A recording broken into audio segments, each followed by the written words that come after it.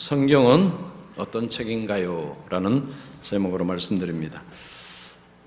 자, 오늘 드리는 말씀은 이미 많이 아시는 것이기도 합니다. 자, 그런데 그냥 좀 정리를 새롭게 한다고 생각하시고, 어떻게 보면 우리가 이렇게 성경책을 늘 보고 성경을 배우고 하는데 정작 이 성경에 관해서는 조금 이제 좀 잘 모를 수도 있습니다. 그래서 오늘 아는 내용도 있을 것이고, 또 어떤 부분은 또 잘 모르시는 부분은, 또 모르는 부분은 배우기도 하시고, 그래서 성경에 관해서 좀 말씀을 드리겠습니다. 제가 이 성경을 강의하고자 하는 그 책은 성경을 여는 40가지 질문이라는 책입니다. 이 책은 로버트 플러머라는 분이 쓴 책인데, 성경에 관해서 잘 정리해 놓은 책입니다. 자, 첫 번째, 성경이란 무엇인가? 자, 성경이란 어떤 책이냐?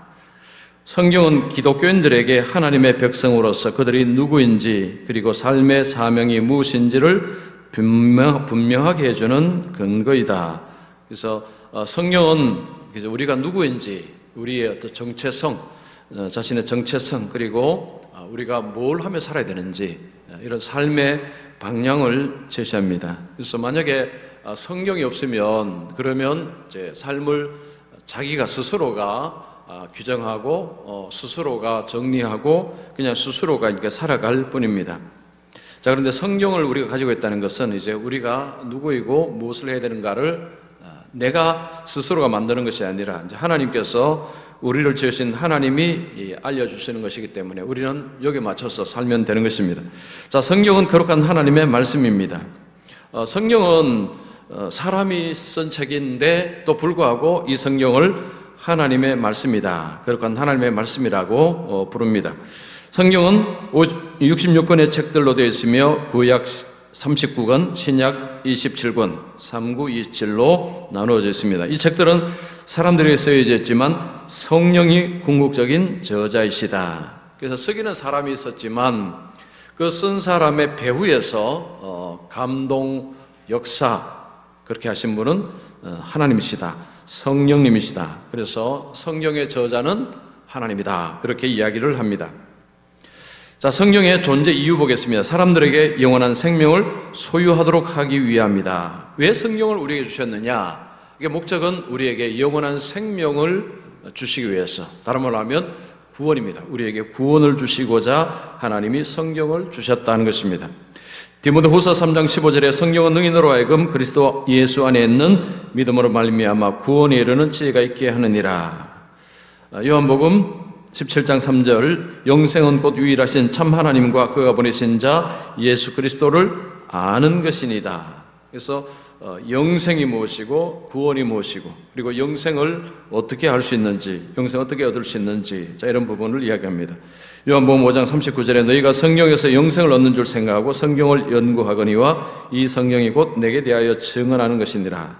여기서 말하는 성경은 신약에서 말하는 성경은 사실은 주로 구약 성경을 지칭하기도 합니다. 자, 그런데 우리는 여기서 말하는 성경은 이제 신구약 성경 전체를 다 같이 이렇게 생각을 하면 됩니다.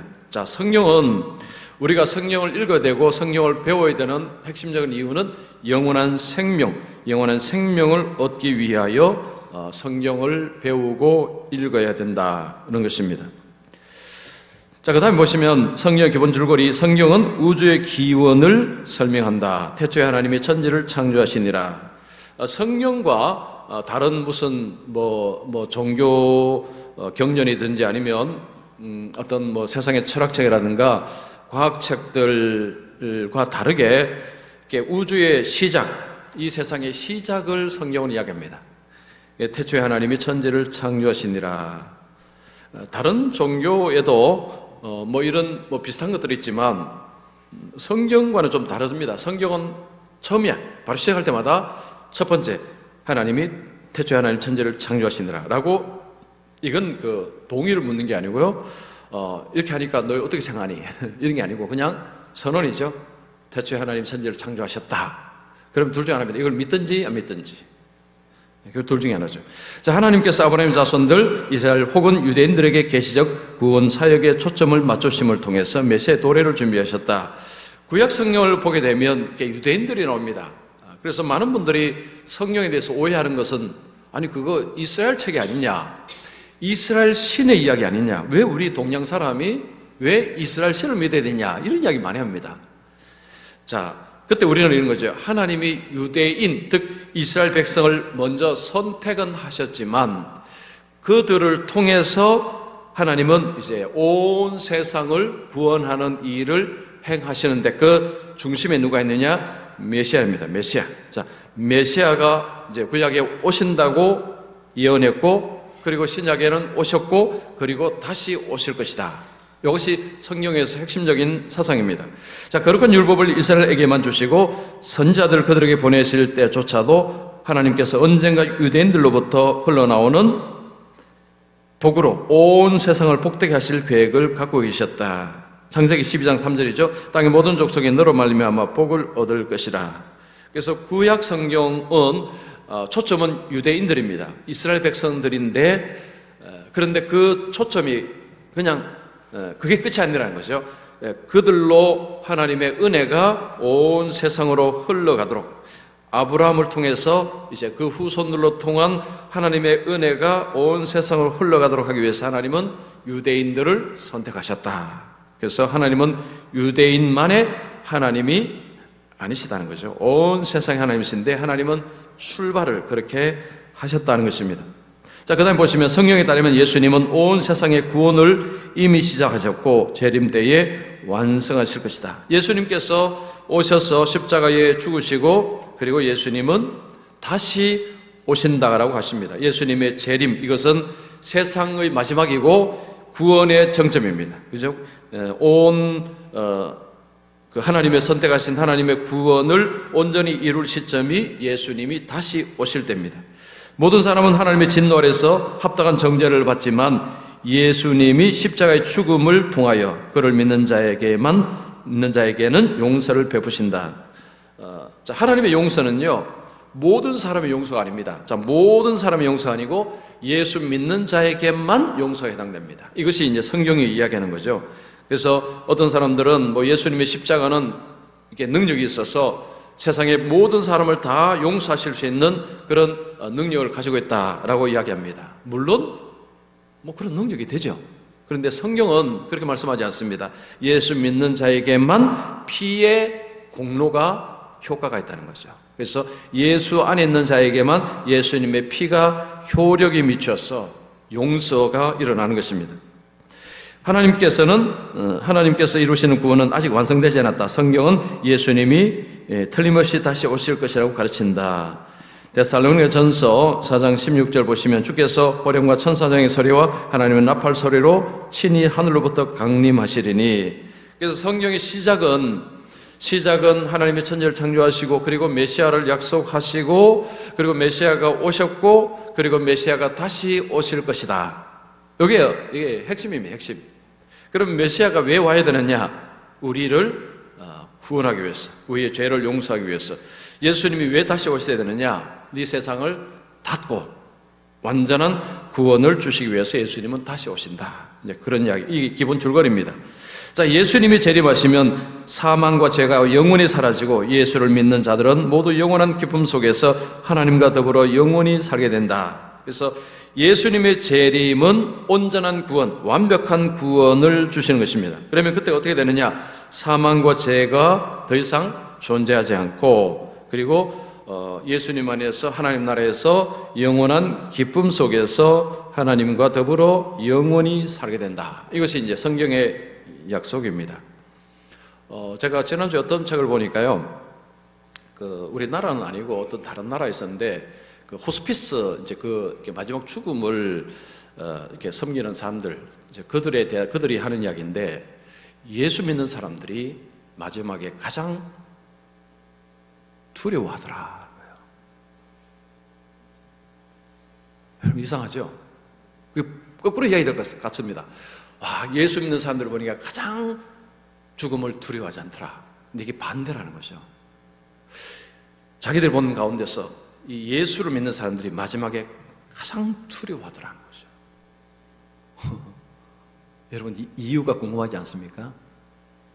이유가 있습니다. 자, 성경은 우리가 또 뭘 가르칩니까? 우리가 죽음을 통해서 하나님 앞에 선다고 가르치죠. 이것 때문이라면, 이것 때문. 그러니까, 자, 그러면 이제 내가 죽으면 하나님 앞에 서는 것이 너무 두렵다는 거죠. 자, 그럼 제가 우리 묻습니다. 오늘 오셨으니까. 자, 오늘, 지금 이제, 오늘 하나님, 오늘까지만 살아라. 이제 이미 말씀하셨어. 지금 멀쩡하신데, 어쨌든 오늘 밤에 이제 가셔야 됩니다. 미국 가는 게 아니고요. 저 하나님께로 가셔야 돼요. 자, 그럴 때 지금 어떻게 마음이 어떠실 것 같습니까? 두려움, 이거 이제 주님 만나는데 큰일 났다, 이거. 어쩌지. 자, 여기서 중요합니다. 자, 하나님 앞에 서는 건 맞아요. 맞습니다. 그러면, 자, 하나님 앞에 설 때, 자, 담대하게 서기 위해서 가장 중요한 게 뭐죠? 가장 뭐죠? 잘 모르시네. 그러면 다들 두려워하실 것 같아요. 이거 큰일 났다. 이거 어떡하지? 예수님입니다. 예수님. 예수님이에요. 제가 왜 이런 말씀을 드렸냐면, 많은 분들이요, 이거를 분명하게 모른다는 것입니다. 교회를 다녀도 자꾸 내 삶을 자꾸 생각나요.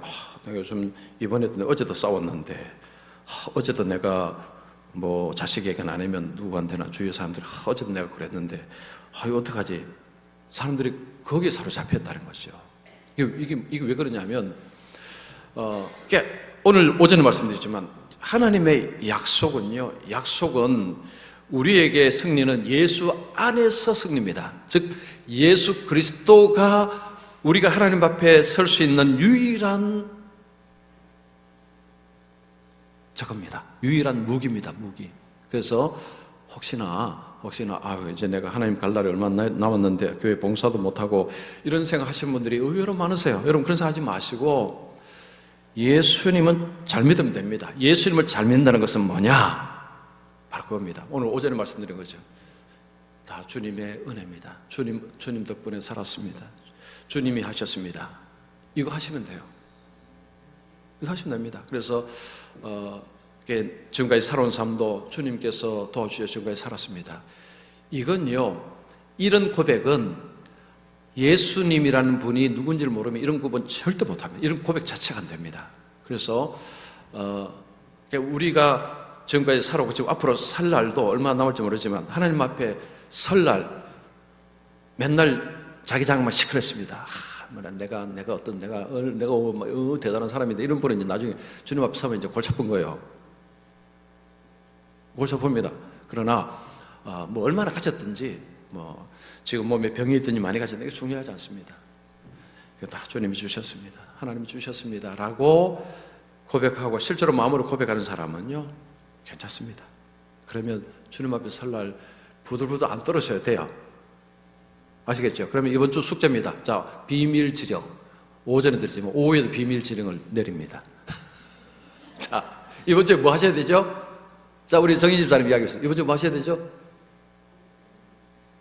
네. 자, 고사님 뭐 해야 돼요? 비밀 지령 뭡니까? 제가 내릴 비밀 지령.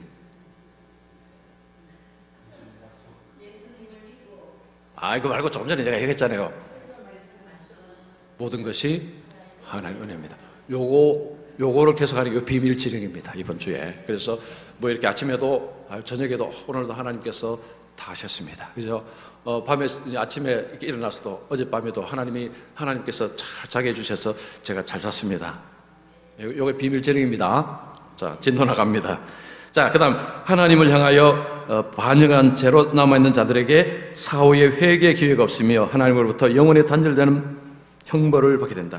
여러분, 형벌 중에서 가장 무서운 형벌은 예수님이 십자가에서 두려워했던 것입니다. 하나님과의 단절, 하나님과의 분리. 예수님이 겟세마네 동산에서 그렇게 두려워했던 것은 죽음이 아니라 아버지와의 분리였습니다. 바로 우리도 똑같습니다. 가장 우리가 두려워야 될 것은 아버지와 하나님과의 분리입니다. 이것이 가장 무서운 멸입니다. 그러나 죽음 이후에는 기회가 없습니다. 자, 요한복음 3장 36절에 아들을 믿는 자에게는 영생이 있고 아들에게는 순종하지 아니한 자는 영생을 보지 못하고 도리 하나님의 진노가 그 위에 머물러 있느니라. 그래서 예수를 믿는 것이 가장 인생을 잘 사는 길이고 승리의 길입니다. 자, 성령의 역할입니다. 네 번째, 성령은 하나님의 말씀을 인간의 마음에 적용하시어 사람들로 하여금 자신이 하나님의 거룩한 기준에 미치지 못했다는 것을 깨닫게 하신다. 그래서 우리가 성경을 보고 배우게 되면 내가 문제가 많구나, 내 삶이 잘못되었구나. 왜냐하면 하나님의 어떤 기준에 내가 거기에 미치지 못한다는 것을 성령이 깨닫게 하시기 때문에, 그래서 성경을 통해서 우리 자신의 부족함을 깨닫게 됩니다. 성령은 성령을 통하여 자신이 정죄받아 마땅하며, 성경은 성령을 통하여 자신이 정죄받아 마땅하며 자신에게 구원자가 필요하다는 것을 확신시켜 준다. 그래서 우리가 성경을 읽게 되면 내가 죄인인 것을 깨닫고 하나님 앞에 서게 되면 문제가 있다는 것을 깨닫게 되어서 내가 내 힘으로 내 개인의 노력으로는 구원을 얻을 수 없다는 것을 깨닫고 구원자가 필요하다라는 것을 확신하게 된다는 거죠. 자, 로마서 3장 20절에 그러므로 율법의 행위로 그의 앞에 의롭다 하심을 얻을 육체가 없나니 율법으로는 죄를 깨달음이니라. 자, 하나님께서 율법을 주셨을 때 율법을 지키라고 하시는데, 근데 인간은 율법을 지켜야 되는데 지키면 지킬수록 뭘 깨닫느냐면 내가 문제가 많구나, 내가 하나님 뜻대로 못 사는구나 라는 것을 더 확인하게 된다는 거죠. 자, 그래서 이 성경을 통해서 우리 자신의 어떤 처지, 우리 자신의 그 형편을 깨닫고, 그래서 예수 그리스도를 의지하게 된다는 것입니다. 자, 성경은 하나님의 백성에게 하나님은 어떤 분이시며 그들 자신은 어떤 존재인지, 그리고 하나님께서 기대하시는 바가 무엇인지를 가르친다. 그래서 앞에서 말씀드렸지만 어쨌든 성경을 통해서 나는 누구인지, 하나님이 우리에게 뭘 원하시는지를 배울 수 있는 것이 바로 성경입니다. 성경은 신자의 삶 속에서 의의 열매를 맺게 합니다. 좋은 땅에 버려졌다는 것은 곧 말씀을 듣고 받아 30배, 60배, 100배 결실을 하는 자니라. 그래서 하나님의 말씀을 통해서 우리의 삶 속에 열매를 원하시는 하나님, 하나님은 나중에 열매를 찾으신다라고 하셨습니다. 자, 그 열매의 핵심은 뭐냐면 예수님을 닮는 것이 열매의 핵심입니다. 무슨 우리가 어떤 큰 교회당을 몇 개 짓고 이런 식의 그게 아니고요. 예수님을 이렇게 닮은 모습으로서, 예수님을 닮은 자로서의 모습이 그게 최고의 열매입니다. 자, 성령의 역할을 계속 보시면 성령으로 신자는 어떤 시련을 겪더라도 성경이 제시하는 구원 메시지를 붙들게 한다. 즉 인내를 통하여 하나님의 약속을 끝까지 신뢰한다.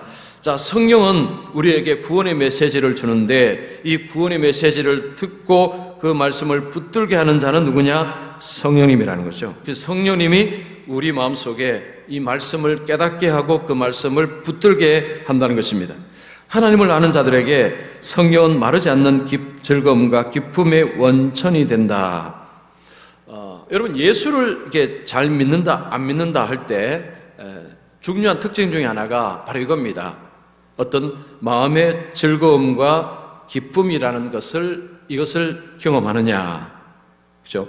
만약에 예수를 믿는데 그냥 늘 좀 근심, 걱정으로 가득 차 있고 삶이 좀 전혀 즐겁지도 않고 그러면 지금 이 믿음에 문제가 있는 것입니다. 가끔씩 우리가 그럴 때는 있죠. 그러나 늘 일관되게 근심에 쌓여 있고 어떤 스트레스와 이런 것에 그래서 보니까 전혀 즐거움과 기쁨을 누리지 못하는 삶을 산다. 이건 지금 심각한 문제가 있는 것입니다. 그분이 예수를 안 믿는다고 말하기는 어렵지만 그러나 그 믿음은 지금 고장났다 이렇게 말할 수 있습니다. 자, 그래서 예수를 우리가 잘 믿는다 할 때 중요한 것은 주님 안에서의 즐거움, 기쁨을 누리며 사는 것입니다. 자, 시편 19편 9절 10절을 보시면 여호와를 경외하는 도는 정결하여 영혼까지 이르고 여호와의 법도 진실하여 다 의로우니 곧 많은 순금보다 더 사모할 것이며 꿀과 송이꿀보다 더 달도다. 그래서 이 시편 기자가 하는 이야기가 하나님의 말씀은 꿀과 송이꿀보다 더 달도다. 이런 이야기하면 이제 어떤 분은 그런 이야기하죠. 아니 성경이 어떻게 꿀보다 더 달 수가 있습니까? 꿀은 진짜 단 건데 성경은 읽으면 잠 오는데 갑자기 제가 또 책 이야기인데 어떤 이제 권사님이 이제 목사님께 목사님 우리 손주들이 목사님 설교를 너무 좋아한다는 거예요. 그래서 손주가 이제 어린 손주 뭐 5살, 6살. 그래서 목사님이 손주들이 내 설교를 왜 그렇게 좋아할까? 그래서 저녁 때마다 듣는데요. 그래서 너무 여러분 궁금하죠? 5, 6살 목사님 설교를 왜 그렇게 좋아할까요? 그래서 이제 그 집에 신방을 갔답니다. 신방 가서 목사님 이제 설교를 하던 그 손자들이 있었는데요. 딱 설교하니까 애들이 그때부터 자더랍니다. 저녁에 왜 목사님 설교를 틀어놓느냐? 들으면 바로 잔다는 거죠. 우리 손주들이 목사님 설교 너무 좋아한다는 거죠. 예. 하나님 말씀 들으면 잠 오는데, 꿀송이, 나는 잘 모르겠습니다. 자, 그럴 수도 있는데, 자, 그러시면 안 됩니다. 자, 그 다음에 구약성경 연대 보시면, 구약성경의 모세오경은 주전 1400년경에 쓰여진 것이 거의 확실하다. 예, 창세기, 레위기, 민수기, 신명기, 자, 이런 모세오경은요, 주전 1400년경, 굉장히 오래전이죠. 그때 쓰여졌다라고 이야기합니다. 자, 모세의 자료 선택과 편집은 하나님의 감독 아래서 이루어진 것이다. 그래서 사실은 창세기 같은 경우도 모세가 직접 본 것이 아닙니다. 천지가 창조될 때 모세가 본 것도 아니고 아담과 하와가 있을 때 모세가 본 것도 아닙니다. 결국은 모세가 그렇게 쓸 수 있던 것은 하나님의 감독, 하나님의 어떤 전적인 이 섭리 속에서 이루어진 것입니다. 자, 구약성경의 마지막 책인 말라기는 주전 430년경에 쓰여졌다. 구약성경에 포함하고 있는 39권의 책은 1000년 이상의 기간에 걸쳐 대략 40명의 서로 다른 저자들에 의해서 작성된 것이다. 구약성경은 히브리어, 신약성경은 뭘까요? 헬라어입니다. 그리고 신약 구약성경의 부분에 아람어가 들어가 있습니다. 자, 그리고 성경이 주전 1400년경, 어쨌든 굉장히 긴, 그러니까 1400년, 우리나라는 그때 뭐 했을까요? 주전 1400년경. 나중에 한번, 요즘 챗 GPT한테 물어보면 되는데. 여러분, 주전 1400년경에 이 마템, 이게 모세오경을 썼다는 것 자체, 그리고 그 성경이 지금까지 우리에게 왔다는 것 자체, 이게 정말 놀라운 거죠. 놀라운 것입니다. 자, 계속 보시면 신약 성경의 첫 번째 책은 주후 40년 중후반에 쓰여졌을 것이다. 신약 성경이 연대가 예를 들면 예수님이 돌아가시고 나서 얼마 뒤에 이 성경이 쓰여졌다는 거죠. 그래서 성경이 믿을 만하다라는 것은 만약에 예수님 사후에 한참 있다가 한 몇백 년 있다가 성경이 쓰여졌으면 이 성경은 신뢰할 수가 없습니다. 그런데 실질적으로 사도들이 살아있는 동안에 성경들이 이게 사람들이 읽기 시작해서 이 성경이 뭐가 잘못되었는지에 관해서 충분히 검토할 수 있는 시간이 있었다는 것입니다. 자, 신약성경에 포함된 대부분의 책들은 50년대, 60년대 작성되었다. 신약성경의 마지막 계시의 책인 요한계시록은 주후 90년쯤 작성되었을 것이다. 정확하게 알 수 없지만 어쨌든 신약의 기록이 굉장히 즉 예수님이 돌아가시고 나서 또 얼마 되지 않는 가운데서 신약성경이 기록되었다. 그래서 신약성경은 우리가 이 신약성경에 대한 신뢰성을 굉장히 높인다는 것입니다. 자, 신약성경은 아람어도 좀 있지만 대부분 헬라어로 기록되어 있습니다. 자, 구약성경 보겠습니다. 구약성경은 크게 율법서, 역사서, 지혜서, 예언서라고 합니다. 율법서는 창출, 레민, 시인. 자, 이 책들은 세상 그리고 이스라엘 백성을 하나님께서 어떻게 선택하셨는지가 나옵니다. 즉 하나님이 이스라엘을 어떻게 선택하시고 그들에게 율법을 주시고 그들에게 약속의 땅으로 인도하시는 과정이 여기 나오죠. 창출, 레민, 신 여기 나옵니다. 자, 그 다음 역사서는 여호수아, 사사기, 룻기, 사무엘상하, 열왕기상하, 역대상하, 에스라, 느헤미야, 에스더. 여기는 역사적인 내용들이 들어가 있습니다. 자, 이 책에는 하나님이 이스라엘을 어떻게 다루오셨는지를 이야기합니다. 지혜서는 욥기, 시편, 잠언, 전도서, 아가서 이런 것들은 여기에는 지혜의 어떤 이야기들 그리고 노래들, 시 이런 것들이 있습니다. 그냥 쭉 보시면 되고요. 자, 그 다음 예언서는 크게 대선지서, 이사야, 예레미야, 에가, 에스겔, 다니엘, 소선지서, 이렇게 쭉 호세아부터 쭉 말라기까지입니다. 이 대선지서, 소선지서를 구분하는 이유는 분량입니다. 분량이 작으면 소선지서, 분량이 많으면 대선지서. 이 속에는 하나님의 경고, 훈계, 약속 이런 내용들이 구약 성경 선지서에 있습니다. 자, 8번째, 신약 성경은 어떻게 구성되었는가? 예수님의 부활과 승천 이후에 예수님에 관한 이야기들은 한동안 주로 목격자들에 의해서 조심스럽게 보존되고 구전의 형태로 회자되었다.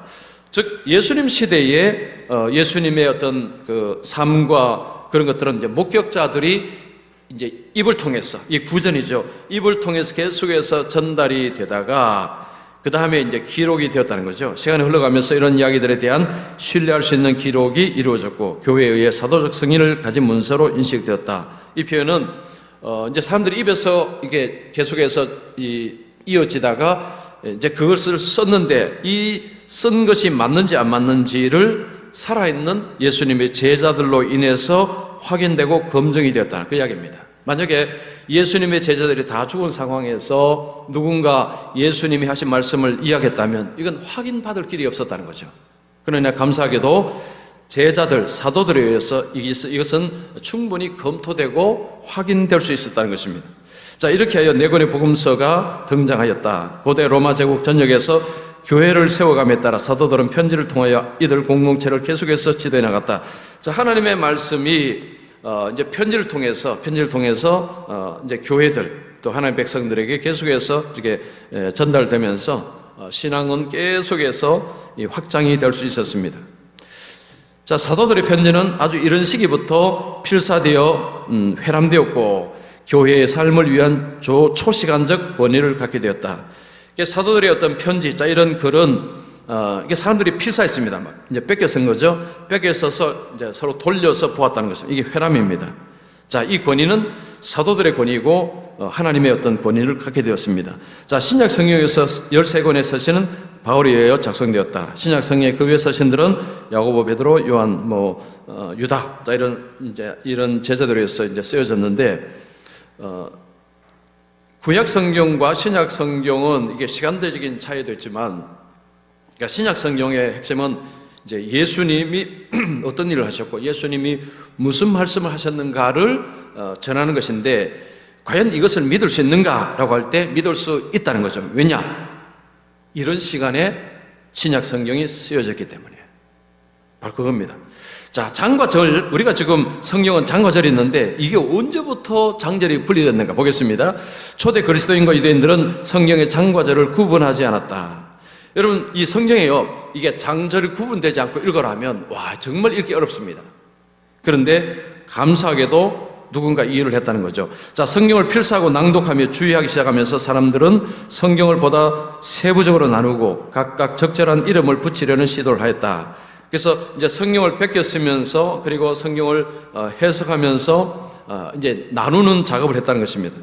자, 우리가 사용하는 성경의 장의 구분 체계는 13세기 초반 캔터베리 대주교였던 스테펜 랭턴이라는 사람이 파리 대학에서 강의하는 동안 신구약 성경에 적용한 것이다. 그래서 13세기 초반에 이 장, 우리가 지금 1장, 2장 이런 것이 이 사람에 의해서 구분이 됐다는 거죠. 그러면 13세기까지만 해도 이 구분이 없었다는 거죠.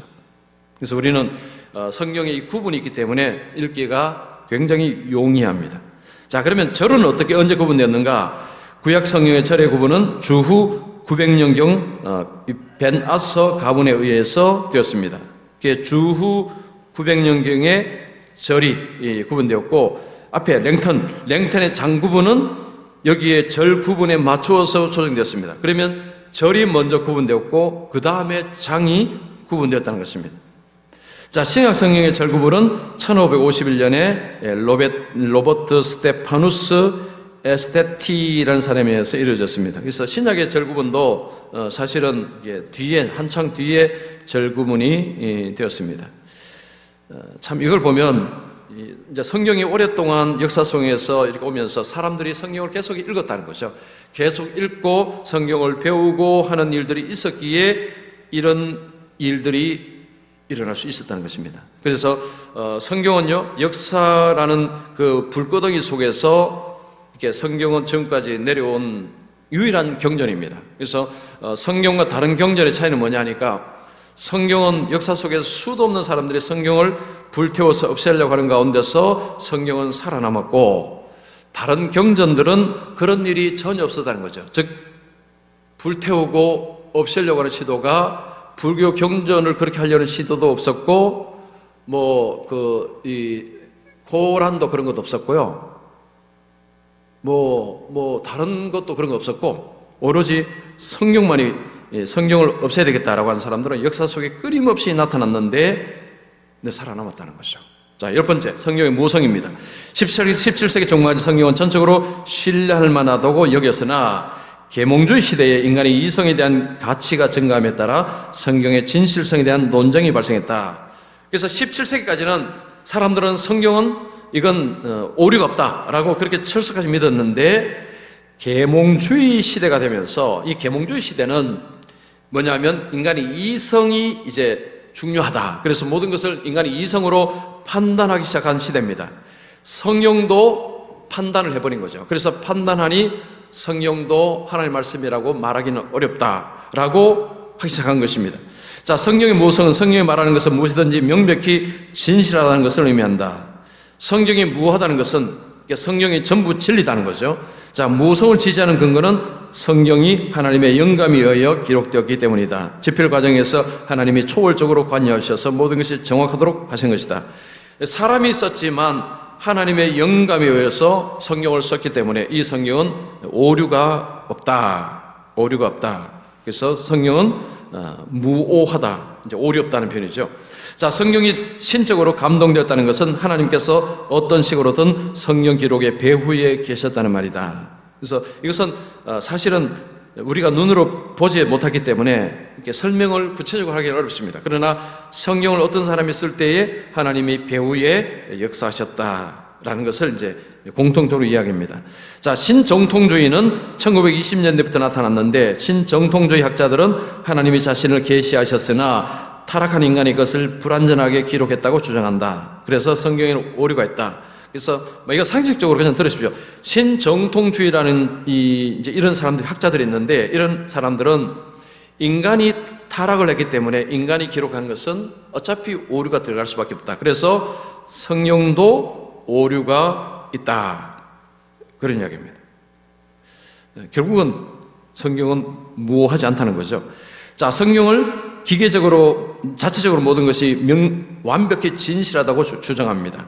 모든 성경은 하나님의 감동으로 된 것으로 교훈과 책망과 바르게 함과 의로 교육하기에 유익하니, 예언은 언제든지 사람의 뜻으로 낸 것이 아니요 오직 성령의 감동하심을 받은 사람들이 하나님께 받아 말한 것입니다. 그래서 성령 스스로가 증언하는 거죠. 성경은 하나님의 감동으로 되어서 사사로이 사람에 의해서 빼거나 더하고 그렇게 해서는 안 된다는 것입니다. 예수님께서 구약의 인물들과 사건들을 언급하시면서 성경의 진실성을 드러내셨습니다. 요한복음 10장에 성경은 패하지 못하나니.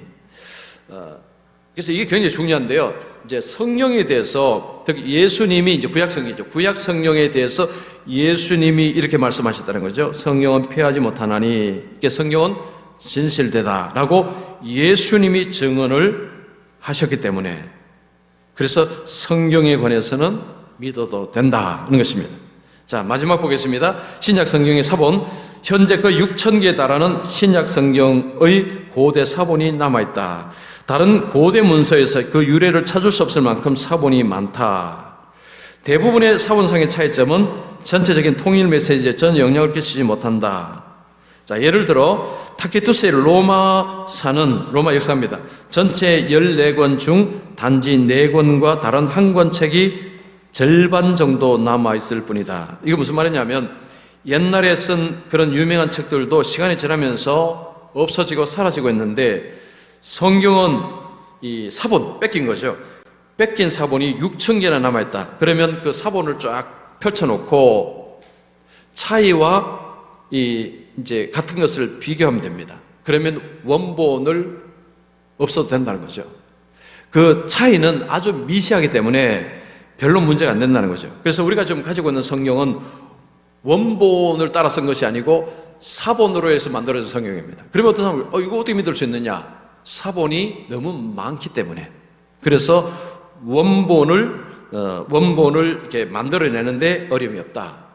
만약에 사본이 한 10개만 있다 이러면 이제 문제가 되는 거죠. 그러나 6,000개나 사본이 있기 때문에 6,000개나 있다는 것은, 그런데 그것을 비교해 보니까 이렇게 미묘한 차이는 있지만 그건 뭐 별 문제가 아니고 핵심적인 것은 다 똑같더라 하는 거죠. 그래서 이런 성경이 나온 것입니다. 자, 1947년에 사회 근처 동굴에서 에스더와 느헤미야를 제외한 모든 구약 성경의 책을 수록한 사본들이 발견되었다. 그래서 이 성경을 이제 뺏겨 쓴 사람들이 어디다가 이렇게 묻어두고 보존해 뒀는데 나중에 후대가 이걸 발견하고 그것을 가지고 이제 이런 성경을 이렇게 만들 수가 있었다는 거죠.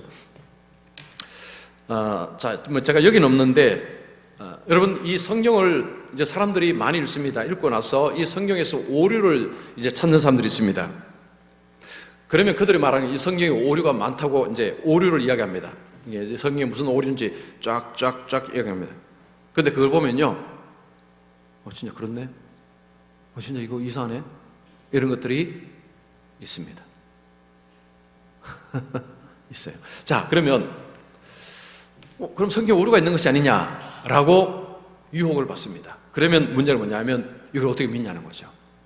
그러면 신앙이 이제 이게 문제가 되는 거죠. 자, 혹시나 이제 예를 들면 유튜브 같은 그런 게 있어요. 혹시나 그런 것들이 있을 때, 자, 제가 팁을 말씀드립니다. 정말 이 오류 같다고 생각 들면 그것은 오류 같아 보이는 것입니다.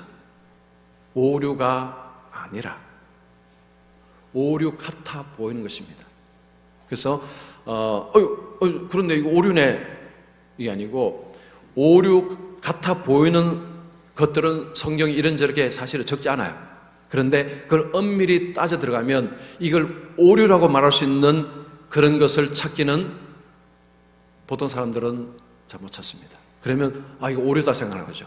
근데 사실은 그게 진짜 오류인지 아닌지는 더 깊이 들어가 봐야 되는데, 이게 보통 사람들은 이거 오류네 하고 넘어진다는 거죠. 자, 그럴 때 누가 그러면 나는 잘 모르겠고 그게 옳은지 아닌지 나는 잘 모르겠지만 나중에 내가 천국 가면 물어볼게요. 그렇게 하십시오. 그게 답입니다.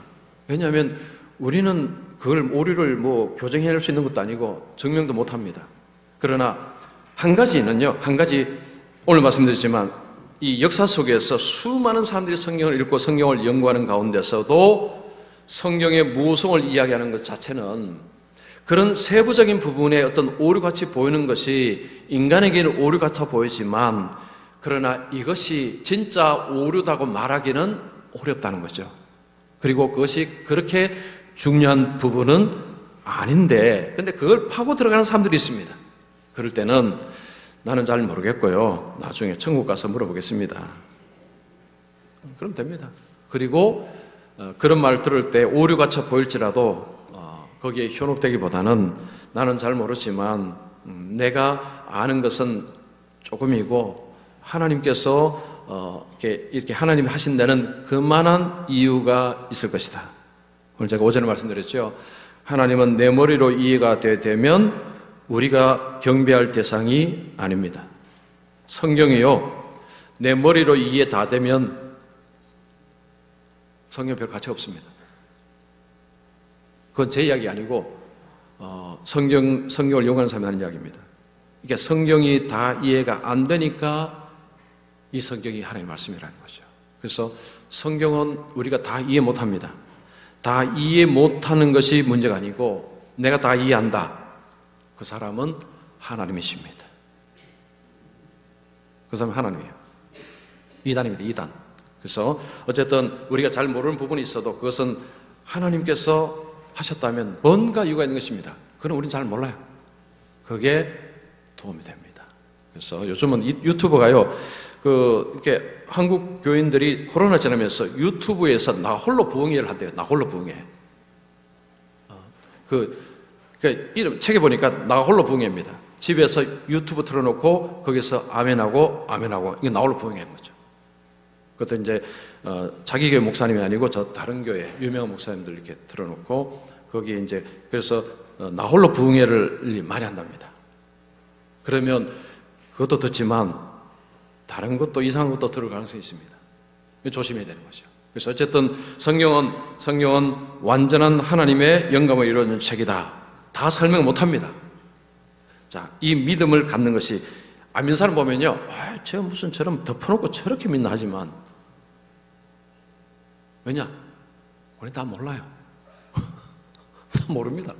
그러니까 그렇게 말할 수 있습니다. 그리고 이건 제가 이야기하는 게 아니고요, 이건 믿는 사람들이 다 그렇게 이야기하는 것입니다. 왜냐? 하나님은 분명히 살아계시니까, 예수님은 분명히 오셨으니까 내가 모르는 것 하나님께서 그렇게 하실 것이다. 그래서 나중에 그건 천국 가서 하나님께 물어보면 되고 여기서 그 때문에 너무 골머리 앓고 스트레스 받고 할 필요는 없다. 바로 그 이야기입니다. 그래서 성경에서 하나님이 말씀해 주는 것을 분명히 알 것은 분명히 알고 그렇지 않은 것은 그냥 묻어두고 가도 된다. 그 이야기입니다. 아시겠죠? 자, 기도하겠습니다.